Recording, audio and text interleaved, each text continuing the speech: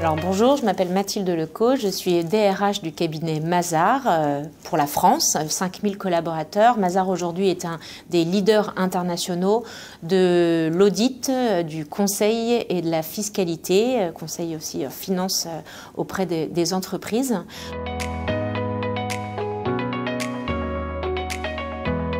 Bien évidemment, le sujet de l'IA se pose aujourd'hui, se posait déjà hier et c'est des choses sur lesquelles on a commencé à investir, notamment en développant des outils qui font appel à des IA. L'enjeu aujourd'hui, c'est vraiment la démocratisation de l'accès à l'IA générative et comment chaque collaborateur dans son métier, quel qu'il soit, donc dans tous les métiers, que ce soit les RH, les métiers de la finance, de la comptabilité, du marketing, du commissariat aux comptes, eh bien, être à même de pouvoir dialoguer, de pouvoir travailler avec ces IA génératives pour gagner, bien évidemment, en productivité, pour pouvoir aussi se décharger sur des tables à plus faible valeur ajoutée ou beaucoup plus automatisables. Aujourd'hui, notre enjeu, c'est d'abord aussi de former l'intégralité de nos collaborateurs et collaboratrices sur comment utiliser une IA générative, comment dialoguer, comment écrire un bon prompt, comment faire preuve d'esprit critique. On y voit bien sûr les enjeux et les bienfaits immédiats. On peut aussi y percevoir bien évidemment les dérives et les risques potentiels. Et aujourd'hui, former en termes de déontologie, d'éthique et de comportement responsable, c'est d'abord notre priorité numéro 1.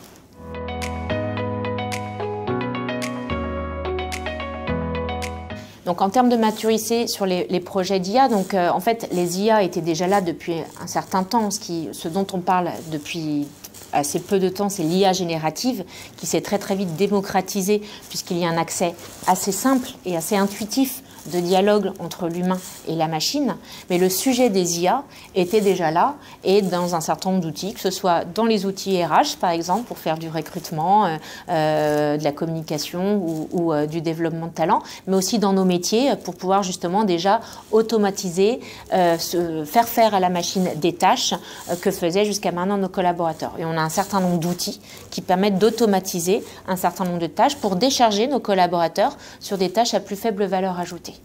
Maintenant, l'enjeu, c'est d'aller beaucoup plus loin et d'amener l'IA générative dans le quotidien opérationnel de nos collaborateurs pour en faire un véritable outil du quotidien pour améliorer la productivité des uns et des autres, mais surtout aussi pouvoir se décharger des tâches qui sont à plus faible valeur ajoutée afin de repositionner l'ensemble de nos collaborateurs sur des sujets justement à plus fort impact, une plus grande valeur ajoutée pour nos clients, mais aussi pour l'intérêt de nos collaborateurs eux-mêmes.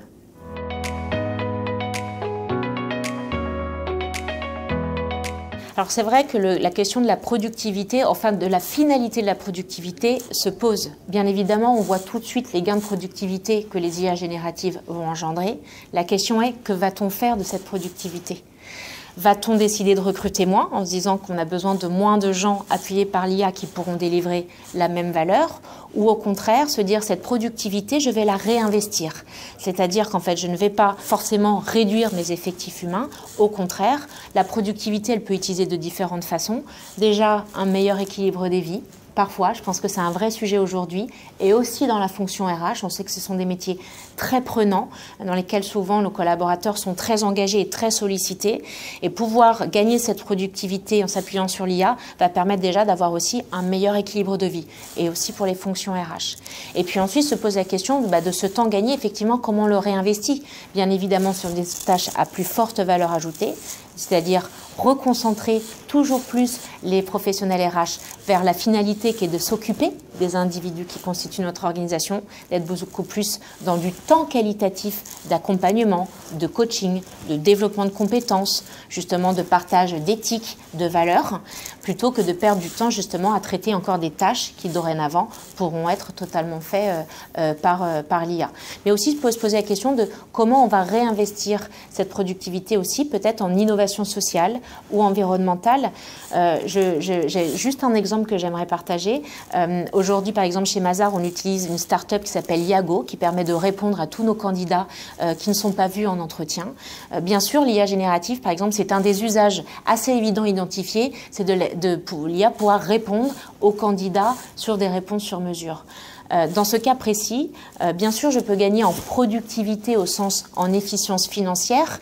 Mettre une IA me coûtera peut-être moins cher que de faire appel à un autre acteur.